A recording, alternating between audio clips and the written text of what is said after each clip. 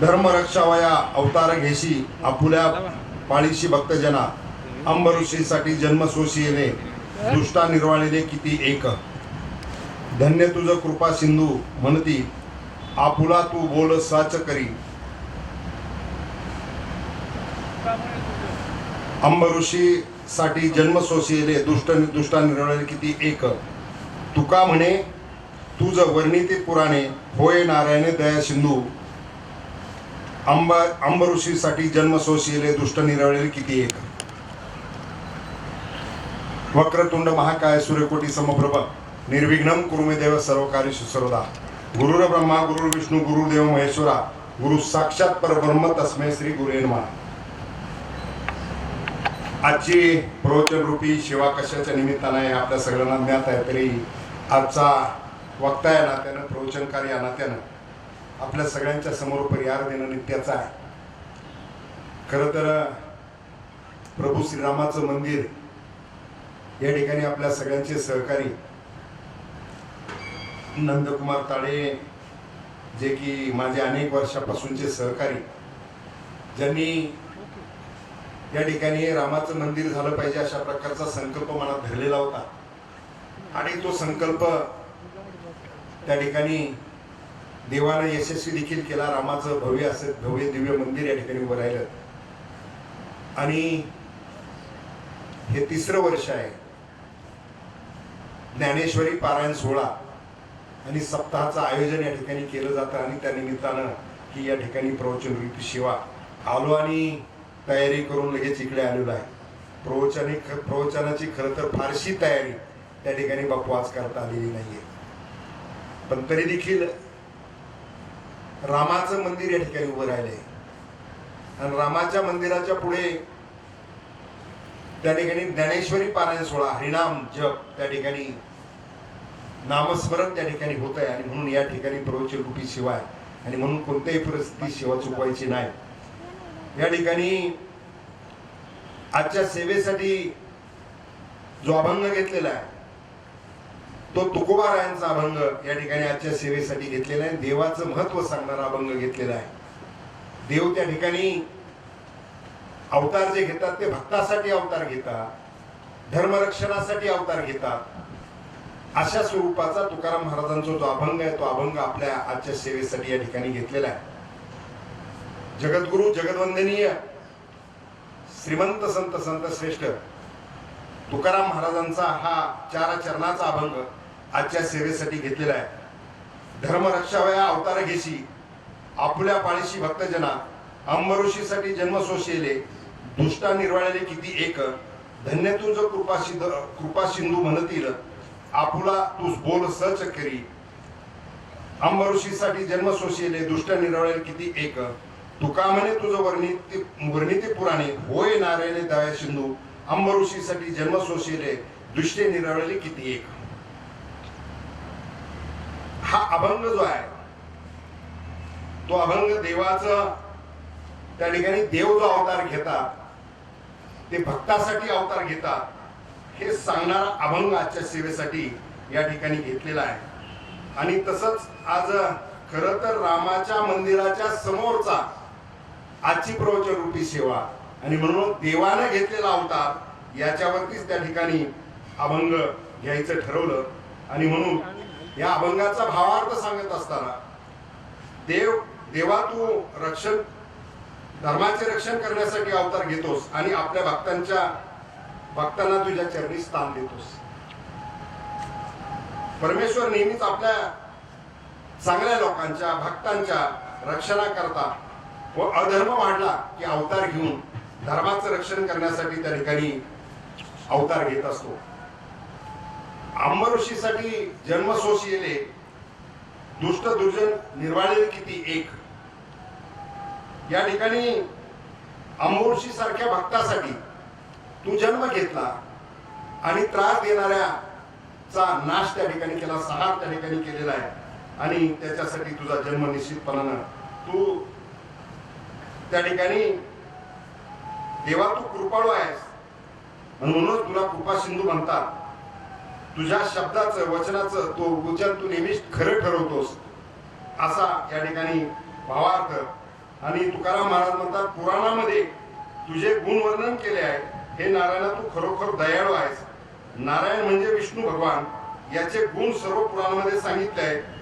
ते दयाळू, भक्तवत्सल आणि धर्मरक्षक आहेत. या अभंगातून संत तुकाराम महाराज सांगतात की देव धर्माचे रक्षण करण्यासाठी अवतार घेतो, भक्तांची नेहमी काळजी घेतो आणि दुष्टांचा नाश करतो आणि आपल्या वचनाला कधीही तो तडा जाऊ देत नाही. म्हणूनच देवाला कृपा सिंधू, दया सागर असं या ठिकाणी म्हटलेलं आहे. खर तर अभंगाचं निरूपण करत असताना आज देव अवतार कशासाठी घेतो याचा भावार्थ आपण या ठिकाणी पाहिलेला आहे.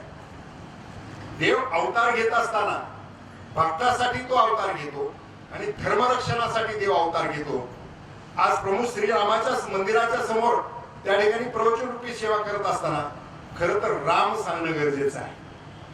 रामाची कथा आपण अनेक वेळेस ऐकलेली आहे. भगवान श्रीरामाचं सगळं चरित्र आपण ऐकलेलं आहे. खर तर ही एक कथा अत्यंत अद्भुत अशी कथा आहे. पण त्या ठिकाणी दुष्ट होता असं म्हणत असताना रावणाचं चरित्र देखील निश्चितपणानं नजरेसमोर या कथांच्या निमित्तानं येण्याची आवश्यकता आहे. रावणाला शाप होता, राजा दशरथाला देखील शाप होता.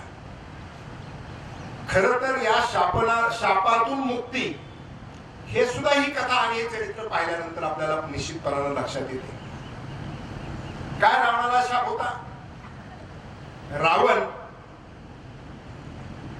त्या ठिकाणी एकदा असा वनात जात असताना त्यानं पाहिलं एक सुंदर स्त्री तपश्चर्या करते आणि ती पाहिल्यानंतर तो त्याच्या मनामध्ये तिच्या विषयाच्या भावना त्या ठिकाणी उद्युक्त होतात आणि तिला उचलण्याचा तो प्रयत्न करतो. ती वैष्णवी माता असते, ती तपश्चर्या करत असते. तपश्चर्या करत असताना तो त्याच्या केसाला धरू उचलण्याचा प्रयत्न करतो. ती तिच्या हातातून सुटते, साक्षात भगवती असते, सुटते आणि वर जात असताना ती त्याला शाप देते की कुठल्याही स्त्रीच्या इच्छेविरुद्ध तू जर तिला स्पर्श करण्याचा प्रयत्न केला, त्या कुठल्याही स्त्रीच्या इच्छेविरुद्ध तू जर तिच्यावरती अत्याचार करण्याचा प्रयत्न जर तुझ्याकडून झाला तर तिथे तुझा नाश असेल. हा शाप वैष्णवी माता रावणाला देते. दुसऱ्या बाजूचं आपण जर उदाहरण पाहिलं तर राजा दशरथ अत्यंत पुण्यवंत राजा, त्याला देखील शिकारीच्या निमित्तानं जातो. शिकारीच्या निमित्तानं गेल्यानंतर कलेचा भाग आपल्याला माहिती आहे.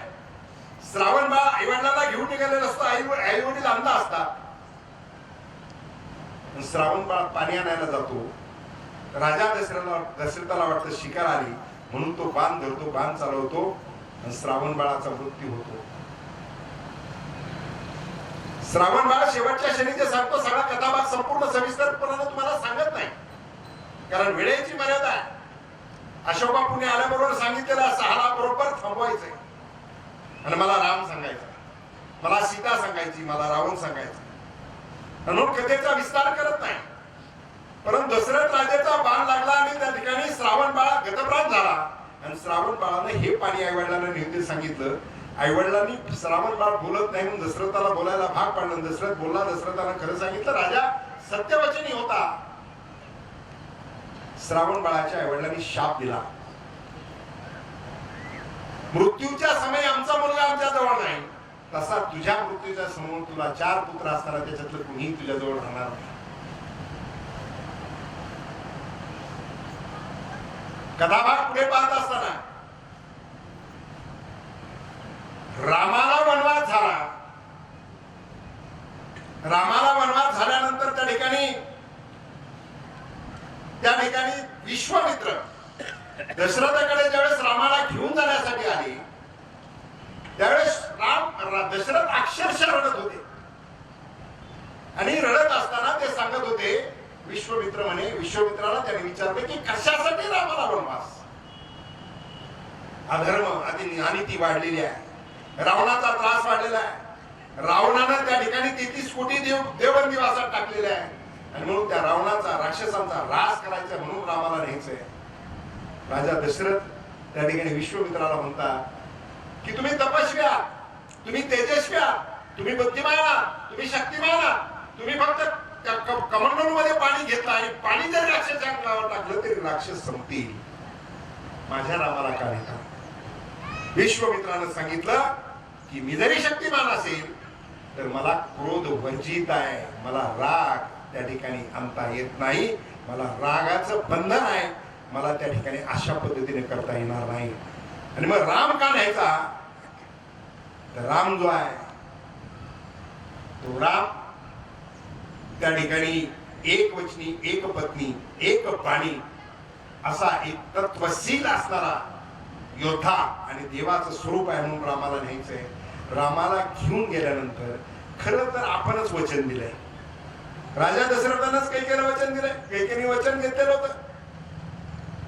दशरथाच्या आज्ञेप्रमाणे रामाला वनवासाला जायचंय. परंतु राम वनवासाला जात असताना दशरथ राजा एवढा शोकातून झाला, एवढा रडत होता, राम राम करत प्राण सोडण्याची वेळ आली किंवा सोडला. त्याचं कारण काय? दशरथ राजा हा बंधनात आहे कारण दशरथ राजा मानव आहे आणि राम बंधन मुक्त आहे कारण राम हा देव आहे. त्या ठिकाणी राम वनवासासाठी निघून गेले.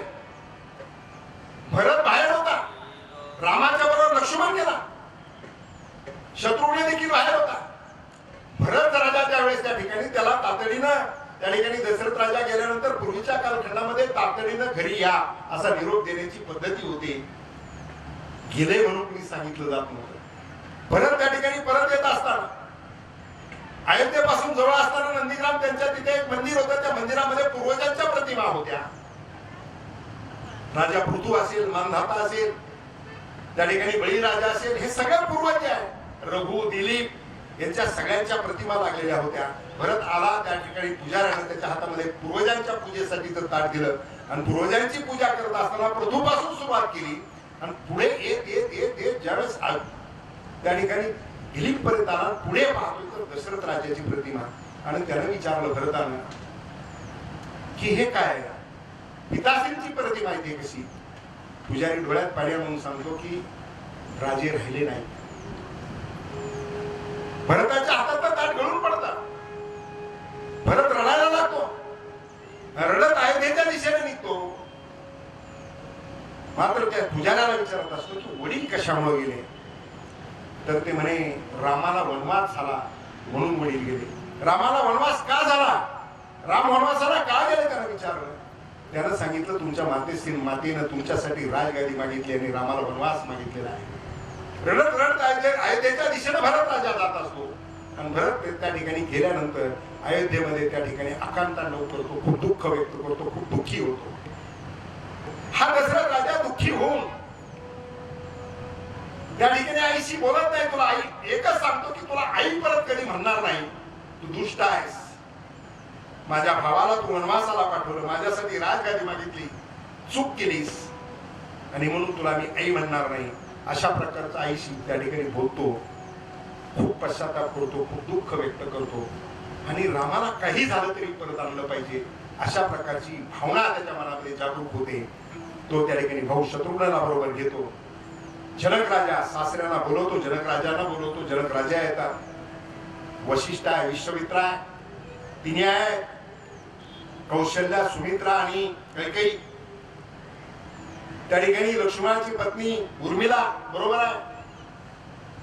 भरताची पत्नी त्या ठिकाणी मांडवीला बरोबर घेतलं जातं, शत्रुघ्नाच्या पत्नीला बरोबर घेतलं, सगळा परिवार बरोबर घेऊन त्या ठिकाणी कुणीतरी रामाला समजून सांगितले राम परत येतील. रामाला परत आणण्यासाठी त्या ठिकाणी भरत निघतो. भरत ज्यावेळेस सगळ्यांना घेऊन निघाल्यानंतर वर त्रैलोक्यामध्ये त्या ठिकाणी गडबड होते. सगळ्या देवांमध्ये त्या ठिकाणी प्रश्न निर्माण होतो की आता हा भरत चाललेला आहे. भरत जर गेला आणि रामानं जर त्या ठिकाणी बहुमताचा, जनमताचा आदर केला, कुटुंबियांचा आदर केला आणि रामानं ठरवलं की परत यायचंय तर काय होणार? देवांना प्रश्न पडतो. खरं ते सगळं देवांनीच केलेलं असते. सरस्वतीला सांगून इंद्राने आणि ब्रह्मदेवानं सरस्वतीला सांगितलेलं असतं की कैकेयीच्या बुद्धीमध्ये त्या ठिकाणी बुद्धिभ्रष्ट कर आणि तिला सांग भरताला गादी माग आणि रामाला त्या ठिकाणी 14 वर्षाचा वनवास माग. कैकेयीची बुद्धी सरस्वती भेद करते, ती बुद्धी भ्रष्ट करते. कैकेयी मागते, राजगादी मागते, वनवास मागते रामासाठीचा. परंतु ज्यावेळेस भरत निघतो त्यावेळेस पुन्हा देवामध्ये त्या ठिकाणी खलबली त्या ठिकाणी माजते आणि ते सगळे म्हणतात की आता पुन्हा सरस्वतीला याचना करतात. आणि सरस्वतीला देव सांगतात की आता काही कर, भरताच्या बुद्धीमध्ये फरक कर. सरस्वती सांगते अरे 1000 डोळे तुम्हाला असताना तुम्हाला भारतासारखा त्या ठिकाणी भारताचे चरित्र तुमच्या लक्षात येत नाही, तुम्हाला दिसत नाही. मी कोणाची बुद्धी भ्रष्ट करू शकते, परंतु भारताची बुद्धी माझ्याच्याने भ्रष्ट होऊ शकत नाही, ही सरस्वती सांगते. कारण भरत तेवढ्या ताकदीचा निश्चितपणाने भरत असतो, तेवढ्या बुद्धीचा, तेवढ्या शक्तीचा आणि तेवढ्या त्यागाचा, तेवढ्या तपश्चर्येचा प्रतीक भरत असतो. भरत निघतो, भरत जातो, सगळ्यांना घेऊन जातो, सगळ्या नातेवाईकांना घेऊन जातो. रामाला समजून सांगायचे, रामाला परत घेऊन यायचे, रामाला विनवणी करायची. पहिल्या दिवशी त्या ठिकाणी भारद्वाज आश्रमामध्ये प्रभू रामाचा पहिला मुक्काम झालेला असतो. राम, सीता, भारद्वाज आश्रमामध्ये थांबतात आणि दुसऱ्या दिवशी पुढच्या प्रवासासाठी निघतात आणि मागून भरत जात असतो. भरत गेल्यानंतर भारद्वाज ऋषीमध्ये त्यांचा देखील त्या आश्रमामध्ये मुक्काम पडतो. सगळे तिथे थांबतात आणि सकाळी निघताना भारद्वाज ऋषी त्या ठिकाणी भरताकडे पाहतात आणि म्हणतात राजे, कारण भरत राजा झालेला असतो. वनवासाला त्या ठिकाणी राम गेले तरी राजगादी सांभाळण्याची जबाबदारी भरतावर आलेली असते. पण त्या राजगादीवर बसायचं नाही संकल्प करून रामालाच परत आणायचं, त्या राजगादीवर बसवायचं, हा भारताचा संकल्प असतो. आणि म्हणून त्या ठिकाणी भरत राजा झालेला असतो. त्या ठिकाणी भारद्वाज ऋषी त्याला भरताला म्हणतात की तुम्ही चिंता तुमच्या चेहऱ्यावरती दिसते. भरद्वाज ऋषीला सांगतो की माझ्या आईनं खूप मोठा गुन्हा केलेला आहे, खूप मोठी चूक केलेली आहे, मला त्याचा पश्चाताप होतोय. मला राम माफ करतील की नाही याची भीती मला वाटते, तो संकोच, ती चिंता माझ्या चेहऱ्यावरती आहे. तुम्हाला काय वाटतं? भारद्वाज ऋषी सांगतात की तुमच्यावरती रामाचं किती प्रेम आहे मी आता सांगू शकत नाही, पण ज्यावेळेस इथून ते निघाले, पुढच्या प्रवासासाठी निघाले आणि ज्यावेळेस पुजाऱ्याच्या हातामध्ये थाळी दिली, पुजाऱ्याने रामाच्या हातामध्ये थाळी दिली आणि ज्यावेळेस प्रार्थना सुरू झाली आणि त्या ठिकाणी प्रार्थना म्हणत असताना भरत हा उल्लेख आल्यानंतर रामाच्या हातातला जो काय पूजेचं पात्र आहे ते गळून पडलं. हे भरत, हे भरत, हे भरत करत राम त्या ठिकाणी भूमीवरती पडले, रडायला लागले. हे प्रभू रामाचं प्रेम तुमच्या विषयीच मी पाहिलेलं आहे. हे भारद्वाज ऋषी ज्यावेळेस भरताला सांगतात, भरताच्या डोळ्यातून देखील अश्रू सुरू होतात आणि भरत पुढे जायला निघतो. भरत पुढे जायला निघाल्यानंतर त्यावेळेस तोपर्यंत राम आणि सीता, लक्ष्मण यांचा मुक्काम चित्रकूटला ते पोहोचलेले असतात. चित्रकूटला पोहोचल्यानंतर त्या ठिकाणी राम पोहोचतात.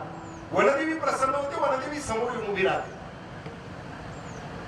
ती म्हणते प्रभू तुमचं स्वागत आहे, तुम्ही जंगलात आला, तुम्ही चित्रकूट मध्ये आला, मी तुमचं स्वागत करते आणि तुमची काय सेवा करू विचारते.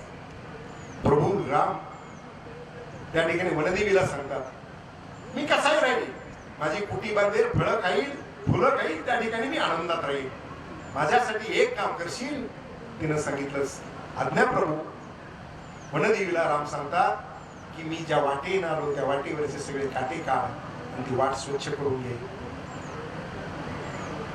वनदेवी सांगते राजे जी आपल्या आज्ञाच्या पद्धतीने होईल, परंतु एक शंका आहे. राम विचारतात वनदेवीला सांग तुझी काय शंका आहे? ती म्हणते शंका अशा प्रकारची आहे की तुम्ही तर त्या रस्त्याने आलात, जे काटे होते ते काटे तुम्हाला टोचलेच असतील, आता तुम्ही आलात रस्ता साफ कशासाठी करायचा? रामानं दिलेलं उत्तर फार गोड आहे, आपल्या अंतःकरणापर्यंत पोहोचेल आणि आपल्याला वेदना होतील अशाच प्रकारचं उत्तर निश्चितपणाने आहे. आपल्या डोळ्यात अश्रू, आनंद अश्रू येतील अशाच प्रकारचं ते उत्तर आहे. प्रभू श्रीरामानं सांगितलं मी आलो आहे, परंतु माझ्या शोधात माझा भाऊ भरत येणार आहे. भरत आला तर त्याच्या पायाला काटे टोचू नये, त्याच्यासाठी तो रस्ता साफ करून घे. वनदेवी म्हणते आपली जशी आज्ञा आहे तशी होईल, परंतु आणखी एक शंका. राम म्हणतात काय शंका? ती म्हणे अयोध्येचा राजा दशरथाचा सुपुत्र चतुर्श्रुंगी सेनेचा त्या ठिकाणी सेनापती भरत एवढा नाजूक आहे, त्याला काटे टोचतील. रामानं दिलेलं उत्तर फार महत्वाचं आहे. रामानं सांगितलं भरत त्या ठिकाणी इंद्राच्या वज्राला टक्करला तर त्याच्या छातीनं इंद्राचा वज्र तुटतो, एवढा तो भक्कम आहे, तो लेचा पेचा नाही. पण भरताच्या पायात ज्यावेळेस काटा टोचेल त्यावेळेस भरताला असं वाटेल की माझ्यामुळे रामाला वनवास मिळाला आणि त्याच्या पायात काटे टोचले आणि तो त्याच्यामुळे दुःखी होईल, म्हणून रस्त्यातले काटे बाजूला कर. काय भरत आहे, काय राम आहे. पुढे त्या ठिकाणी भरत जातो, चित्रकूटमध्ये त्यांची भेट होते. चित्रकूटला त्या ठिकाणी ते भेटल्यानंतर सगळ्यांचं स्वागत, सगळ्या गोष्टी त्या ठिकाणी गेल्यानंतर कसे आले काय आले या सगळ्या गोष्टी होतात. संध्याकाळचं जेवण होतं, चांदण्या रात्रीमध्ये सगळे बसलेले असतात आणि प्रभू श्रीराम सगळे बसलेले असताना खरं तर एक गमतीचा प्रसंग आणखी निर्माण होतो. लक्ष्मण हा तसा स्वभावानं लाजाळू, सीतेला असं वाटतंय सगळे बसलेले आहेत. लक्ष्मणाची पत्नी उर्मिला मात्र त्या ठिकाणी जी काय कुटी बनवलेली होती रामानं सीतेसाठी आणि रामासाठी कुटी बनवलेली होती तिच्यामध्ये उर्मिला बसलेली असते. आता उर्मिला ही सीतेचीच बहीण, मोठी बहीण लहान बहिणीचं दुःख जाणते. तिला असं वाटतं उर्मिलेची कुठलीही परवानगी न घेता लक्ष्मण माझ्या बरोबर, माझ्या प्रभू रामाबरोबर त्या ठिकाणी सेवेसाठी वनवासामध्ये आमच्या बरोबर आलाय. ह्या निमित्तानं आलाय तर उर्मिलेची त्याची भेट होईल म्हणून त्या ठिकाणी सीता सांगते लक्ष्मणा माझ्या कुटीमध्ये फुलाची टोकरी ठेवलेली आहे, उद्या सकाळी देवाच्या पूजेसाठी हार बनवायचा, तेवढी फुलं घेऊन येशील. लक्ष्मणानं भाभीनं काम सांगितलं म्हणून एवढा आनंदी टकटक टकटक पळत गेला. उर्मिलेला तो आलेला पाहिल्यानंतर कुठून उभी राहिली, हसली, रडली नाही, मला विचारलंच नाही, तसेच गेले तसेच निघून आले, बिलकुल न रडता हसत उठून उभी राहिली. लक्ष्मणानं फुलं उचलले आणि फुलं उचलून फुलाची टोकरी उचलून पळायला लागल्यानंतर उर्मिला हसली आणि बोलली. डॉक्टर कुमार विश्वास मस्त मोठी गोड कविता त्यांनी त्या बाबतीत सांगितलेली आहे. उर्मिलेची आणि लक्ष्मणाची नजर भेट झाल्याबरोबर लक्ष्मण ज्यावेळेस निघायला लागला त्यावेळेस उर्मिला म्हणते मेरे उपवन के हरिण आज वनचारी, मेरे उपवन के हरिण आज वनचारी, म्हणजे माझ्या वनातल्या हरणा आज तू वनात आहेस. मैं बांध लूंगी तुम्हें तो जो भय भारी, म्हणजे मी काय तुम्हाला बांधून ठेवणार नाही, तुम्हाला उड्या मारायच्या, जंगलात चालायचं, फिरायचं, वनात फिरायचं, मी तुम्हाला बांधणार नाही. मेरे उपवन के हरिण आज वनचारी, मैं बांध लूंगी तुम्हें तो जो भय भारी. पुढे लक्ष्मण उत्तर देतो ते फार गोड आहे. आणखी लक्ष्मण म्हणतो की तू सीतेची बहीण आहेस, मी रामाचा भाऊ आहे, पण तू सीतेची बहीण आहे. सीता भगवतीचा अवतार आहे, सीतेविषयी मी सांगून नाही आपल्याला, पण सीतेची बहीण आहे, मी फक्त रामाचा भाऊ आहे, मला सुद्धा स्वतःला सिद्ध व्हायचंय. म्हणून पुढची काव्य पंक्ती डॉक्टर कुमार विश्वासाने सांगितलेली फार महत्वाची. लक्ष्मण म्हणतो भाभी की बहना तुम केवल अर्थ नहीं, भाभी की बहना केवल तुम अर्थ नहीं उपभोग, तपने दो वन में मुझको जरा बनने दो केवल निज योग्य. काय म्हणतो, भाभी की बहना तुम केवल अर्थ नहीं उपभोग, तपने दो वन में मुझे जरा बनने दो केवल निज भोग. म्हणजे मला काहीतरी वनात फिरून बनू दे, तुझ्या पात्रतेचं बनू दे, सीतेच्या बहिणीच्या पात्रतेचं बनू दे. म्हणजे प्रसंग कोणता होता आणि पात्र कशा पद्धतीचे बघा. लक्ष्मण वनवासाला जाताना उमेलेला न विचारताच गेलेला आहे आणि त्या ठिकाणी भेट झाली वनवासाच्या ठिकाणी. तिथे देखील संवाद जो आहे ते प्रेमाचा संवाद आहे. म्हणून रामायणातून आपण काय घेतो हे सगळ्यात महत्वाचं आहे. पुढे जो भाग आहे, पुढच्या भागामध्ये त्या ठिकाणी बाहेर आल्यानंतर सगळे बसल्यानंतर चर्चा होत असताना भरताला प्रभू श्राम विचारतात की बोल भरत, काय हवंय तुला, काय पाहिजे तुला? भरत चिडून म्हणतो की मला काय मिळायचं नाही, मला सगळं मिळालंय, मला राज्य मिळालंय, मी राजा झालो, तुम्हाला वनवास मिळाला, तुम्ही वनवासाला निघाला, माझी भावी जिनं सोन्याचे भूषण विभूषण अंगावर घातले पाहिजे, जिच्या अंगावरती त्या ठिकाणी मोठमोठे शालू, त्या ठिकाणी जवारीत जडीत सगळे वस्त्र असले पाहिजे, ती वलकर पण घालून या ठिकाणी बसलेली आहे. तुम्ही विचारता तुला काय पाहिजे, कशासाठी आलास? मला काय, मला सगळं मिळालं, माझी भावी इथे बसली, तुम्ही वनवासाला निघाला, असं बोलून त्याला रामाला परत घेण्याचा त्याचा जो प्रयत्न होता, खूप चर्चा झाली, सगळ्यांनी रामाला सांगण्याचा प्रयत्न केला. रामायणातली सगळ्यात महत्वाची रात्र जर तुमच्या सगळ्यांच्या, माझ्यासाठी, माझ्यासह आपल्या सगळ्यांच्या दृष्टिकोनातून सगळ्यात महत्वाची रामायणातली रात्र कोणती असेल तर ही रात्र होती, चित्रकूट मधली रात्र होती. रामानं त्या ठिकाणी जर जन्मताचा आदर केला असता तर राम परत अयोध्येत आले असतील, त्याचा अयोध्येला आनंद झाला असता. पण राम जन्मताचा आदर केला नाही. ते म्हणतात, राम प्रभू श्रीराम म्हणतात, जन्मत सदा सत्य नाही राहता, म्हणजे जन्मत सदा सत्य नाही, नीती सदा सत्य असते.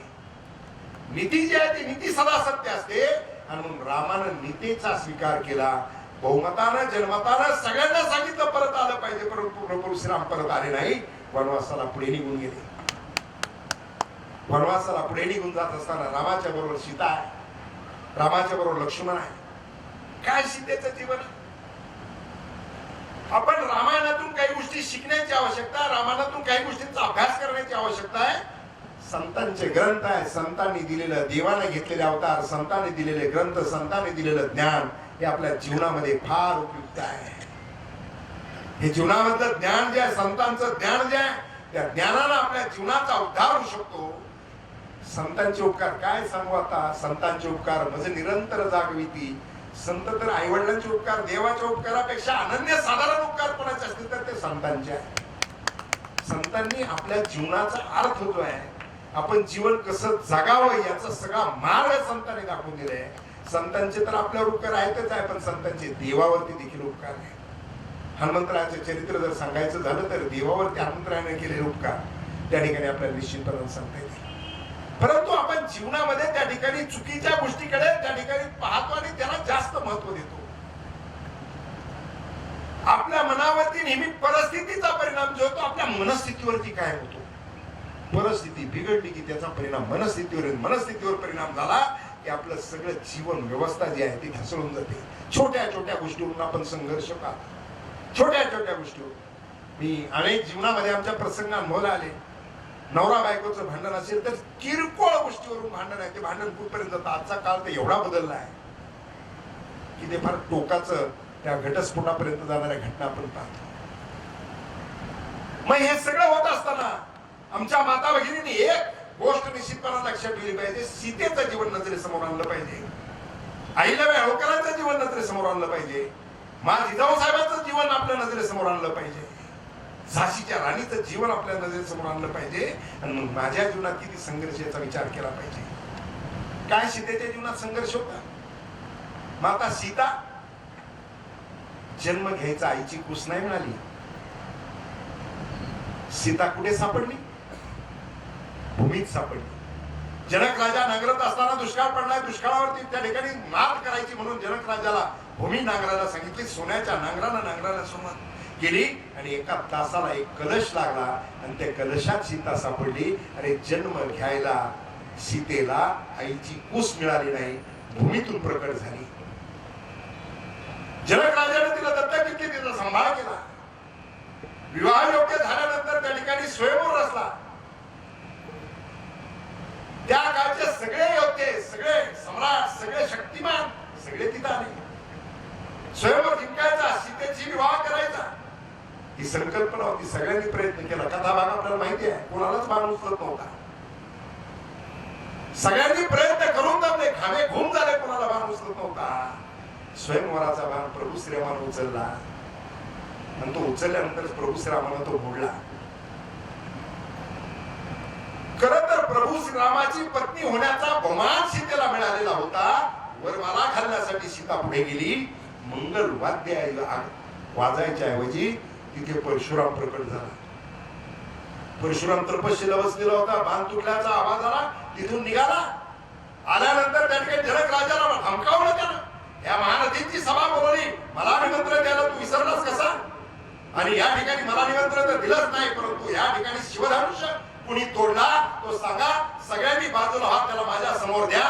जर तुम्ही बाजूला झाला नाही तर सगळी सभा मी मारून टाकीन. हे परशुराम बोलला. सीतेच्या जीवनातला किती आनंदाचा प्रसंग होता. मंगल वाद्य वाजलं नाही, तिथं परशुराम प्रकट झाला. विवाह होऊन अयोध्येत गेली. त्या ठिकाणी कैकेयी प्रकट झाली, मंथरा प्रकट झाली. आनंदाचं जीवन मिळायच्या ऐवजी 14 वर्षाचा वनवास मिळाला. सीता वनवासाला रामाच्या बरोबर गेली. का झालं काय नाही झालं ते थोडस वेळ मिळाला तर सांगेल. वनवासाला गेली, तिथं रावण प्रकट झाला, तिला उचलून नेलं. खर तर सीता भगवतीचं स्वरूप, सोन्याचं हरण तेच पाहिजे. सोन्याची कातडी किंवा सोनं पाहिजे म्हणून सांगितलं. राम पाठीमागे गेला, कथा माहिती आहे, त्याला हरणाला मारलं. ते हरण नव्हतं, तो मारीची मामा होता, रावणाचा मामा होता. सोन्याच्या हरणासाठी अपहरण झालं. सोन्याच्या लंकेतील लंकेकडे बघत नव्हती, अखिल लोक सोन्याची होती. ठीक आहे, वनवासाला गेली, तिथे रावण प्रकट झाला. रावणानं अपहरण केलं. लंकेत त्या ठिकाणी प्रभू श्रीराम आले, लंका जिंकली, रावणाला मारलं. सीतेला घेऊन निघाले. अग्नी प्रकट झाला. अग्नी परीक्षा द्यावी लागली. अग्नीत निघाले, अयोध्येत आली. अयोध्येत आल्यानंतर धोब्याला संशय घेतला. धोबी प्रकट झाला. पुन्हा त्या ठिकाणी लेकरांना जन्म देण्यासाठी तिला वाल्मिकी ऋषीच्या आश्रमात जावं लागलं, अज्ञातवासात राहावं लागलं. अरे सीतेच्या जीवनामध्ये एवढे दुःख आहेत. भगवतीचं स्वरूप असणारी सीता, जनक राजाची कन्या असणारी सीता, दशरथ राजाची सून असणारी सीता, प्रभू रामाची धर्मपत्नी असणारी सीता, तिच्या जीवनात एवढे संघर्ष आहेत. आपल्या जीवनात काय घेतलं रामायणातून? सीतेच्या जीवनाच्या 1% दुःख देखील आजच्या कोणत्याही माता भगिनीची किंवा त्यानंतरच्या कोणत्याही माता भगिनीच्या जीवनामध्ये आलं नाही. एवढे दुःख सीतेच्या जीवनामध्ये भोगले. चिंतन रामायण जे आहे, रामायण आपण पाहिलं पाहिजे, रामायण आपण अभ्यासलं पाहिजे, रामायणाचा त्या ठिकाणी आपण डोक्यात घेण्याचा प्रयत्न केला पाहिजे. प्रभू श्रीराम त्या ठिकाणी ऐकलं नाही सगळ्यांचं, नीती सत्य मानून त्या ठिकाणी पुढे गेले. पुढे जात असताना उद्धार किती जणांचा केला. सीतेचं अपहरण झालं. सीतेचं अपहरण झाल्यानंतर पहिली फाईट कुणी केली? रावणाशी. कोण झाला? सीतेचं अपहरण झाल्यानंतर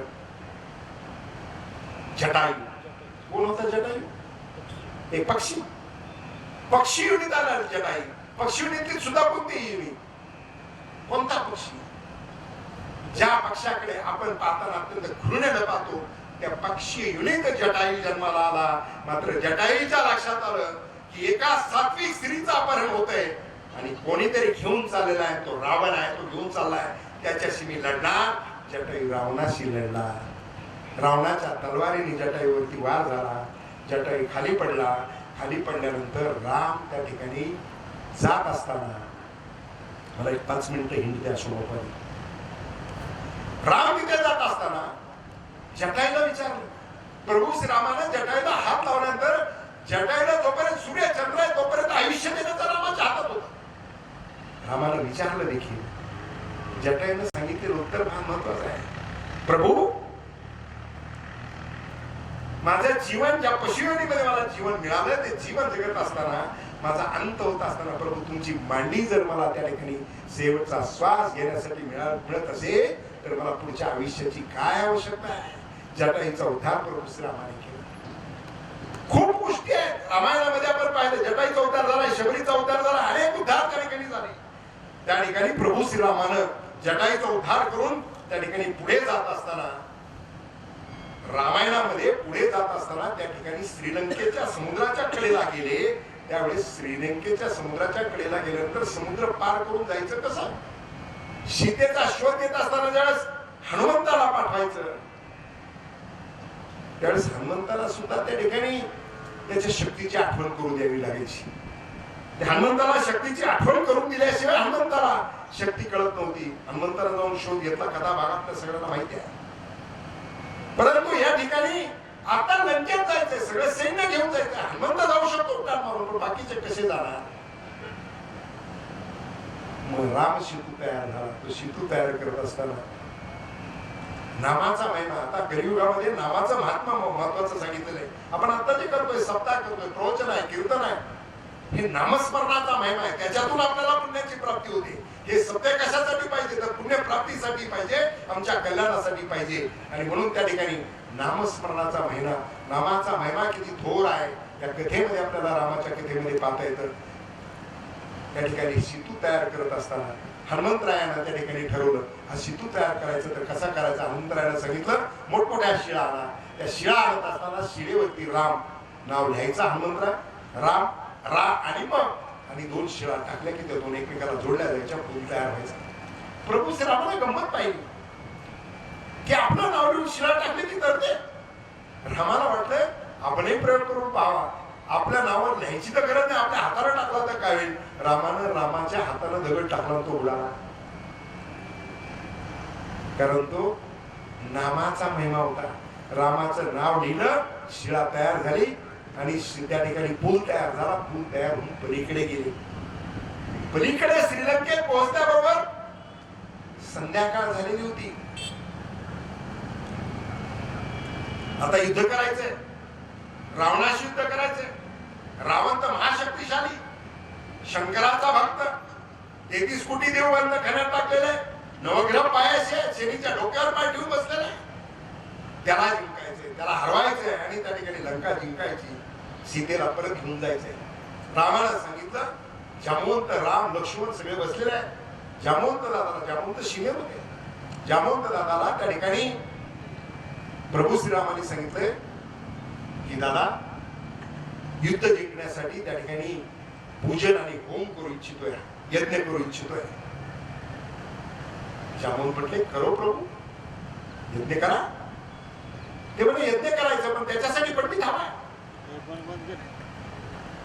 राम लक्ष्मण भाऊ सीता धर्मपत्नी हे तर पात्र असू द्यातच, पण विलन सुद्धा त्या कथेतला जो रावण आहे, जो शत्रू आहे, तो सुद्धा किती महान आहे याचं या कथेतून आपल्याला निश्चितपणे लक्षात येईल.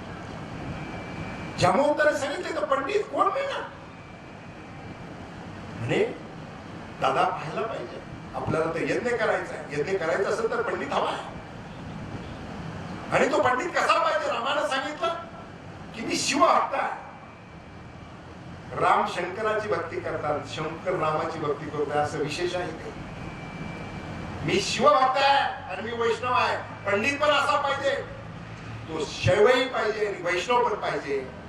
तर मग जामवंत म्हणतो, इथे एक असा पंडित आहे, पण तो तुमची पूजा करेल असं मला वाटत नाही. म्हणजे कोण आहे पंडित? म्हणजे रावण. म्हणजे रावण अरे हो, तो आपली पूजा करणार नाही. जामवंताला म्हटले, दादा विचारून तर पहा. जामवंत दादा त्या ठिकाणी म्हणतात, रावणाला विचारून पाहतो. रावणाकडे त्या ठिकाणी जातात, संकेत मिळतात रावणाला जामवंत दादा येणार आहे. ते सगळ्या सैन्याला सांगून ठेवतात की जामवंत दादा येणार आहे. त्यांना कोणी अडवायचं नाही, त्यांना माझ्यापर्यंत घेऊन यायचं. येत असताना प्रत्येकाला नमस्कार करायचा, ते माझ्या आजोबाचे मित्र आहे. प्रत्येक जण त्या ठिकाणी जामवंताला नमस्कार करत होता आणि रावण स्वतः दरवाज्यातून उभा राहिलेला होता. जामवंताने जामवंताचं दर्शन रावणाने घेतलं, पाद्यपूजा केली आणि निघून आसन ग्रहण करा म्हणून बसा म्हणून सांगितलं. जामवंताला सांगितलं, रावण मी तुझ्या भक्तीनं त्या ठिकाणी प्रसन्न झालेला आहे, तुझ्या सेवेने तू प्रसन्न झालेला आहे. आणि मग रावण विचारतो, काय काम काढलं होतं दादा? मग ते सांगतात की माझ्या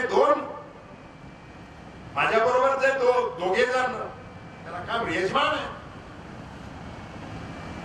त्यांना यज्ञ करायचं, त्यांना पूजा करायची आणि त्यांना पंडित पाहिजे. आणि तो पंडित पाहिजे तो पण त्या ठिकाणी शैव आणि वैष्णव पाहिजे.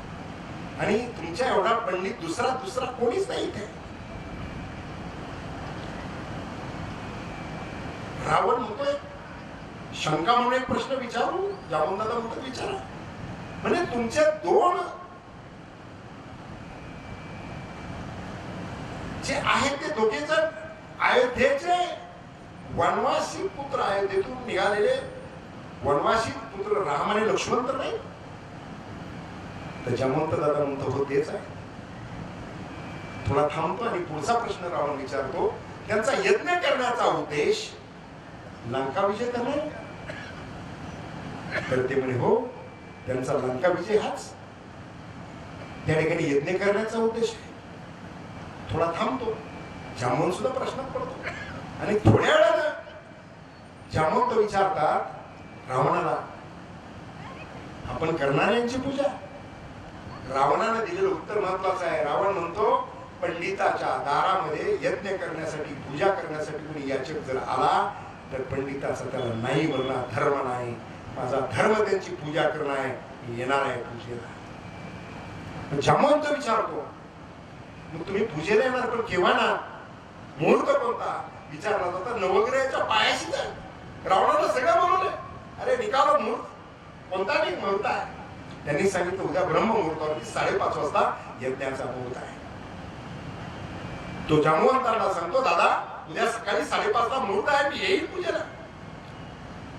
परंतु माझे जे पूजा करणारे जे आहेत ते दोघांकडे पूजा सामुग्री असेल का? ते तर वनवासात आहे. मी सगळी पूजा सामुग्री घेऊन येतो, कारण मी अपुऱ्या पूजेचा पंडित नाही, मी पूर्ण पूजेचा पंडित आहे. जर या ठिकाणी यजमानाकडे पूजेचं साहित्य नसेल, सामुग्री अपुरी असेल, तर अन्न हे पंडिताचं कर्म आहे, त्याचा धर्म आहे, आणि म्हणून मी ती घेऊन येईल. जामवंत दादा निघतात आणि त्याच्यानंतर लगेच तो इंद्रजितला हाक मारतो आणि तो सांगतो, सीतेकडे जा, सीतेला सतर्क कर, तिला सांग मी तुझ्या भेटीला येतोय म्हणून. त्या ठिकाणी इंद्रजित पुढे जातो, सीता मातेला आवाज देतो. इंद्रजित पुढे उभा राहिलेला असतो, पाठीमागून रावण जातो आणि रावण सीतेला सांगतो की तुझे पती उद्या लंका विजयासाठी यज्ञ करणार आहे आणि त्या पूजेचं पंडित्व करण्यासाठी मी जाणार आहे, पुरोहित म्हणून मी त्या ठिकाणी जाणार आहे आणि मी कुठलीही पूजा अपुरी करत नाही. रामाची धर्मपत्नी म्हणून त्या पूजेला तिथे बाजूला जाऊन बसायचंय.